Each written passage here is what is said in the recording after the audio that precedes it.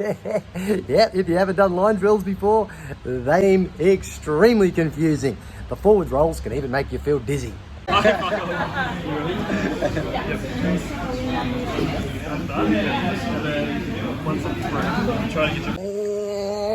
getting out from under mount can be a lot worse. Down in Melbourne for the weekend, obviously sneaking away to do a little bit of training at Absolutes in Kilda, always good. Chatting to a mate of mine, Chris, he was like, hey, I'm over 30, but you know, I really want to try out this jiu-jitsu stuff that you do. I was like, hey, Monday, beginner's intro class, come on down. I'd love to have you.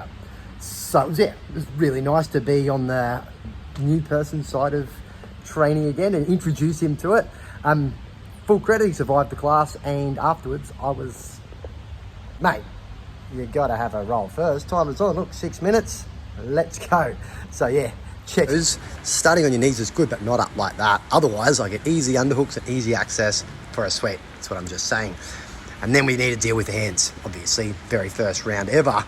Not aware of the importance of underhooks, or keeping back in your base makes it sweep very easy for him. I'm just going to demonstrate here and say, hey, it's very important that we put pressure on the legs, go side to side or over the top of the legs.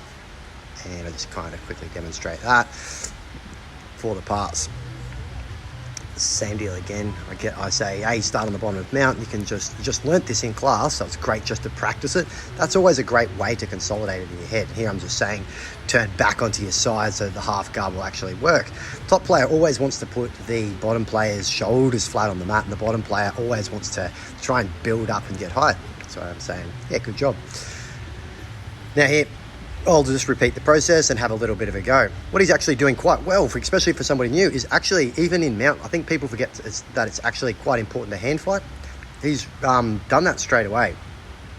The only issue is it gives me easy access to deal with the legs and then get through. A lot of the time, what most of us do is when we hand fight, we forget to use our legs. See how we use the underhook there on the near side underhook? Really, really good. Even from high level people, sometimes we actually just forget to use underhooks. So I'm saying, hey, deal with the legs first. You deal with the legs first, otherwise reaching for my head or trying to deal with my hands isn't going to work. Obviously we're having a bit of a chuckle and a bit of a laugh and sort of demonstrating, pointing out the importance of like hand fighting, which he's quite onto. The common thing is, as is what's going on here, is we need to use those legs. We really need to start getting dexterous with our feet.